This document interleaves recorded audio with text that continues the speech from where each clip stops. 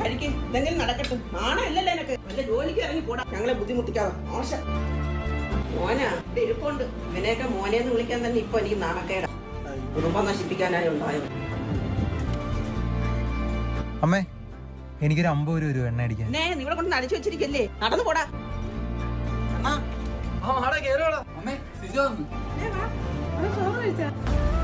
കഴിച്ചാ പറ്റൂ.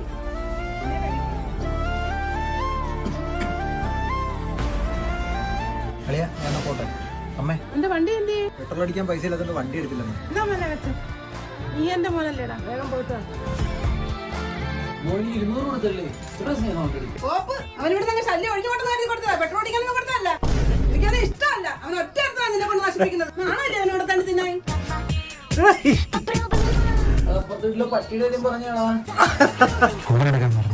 അയ്യോ.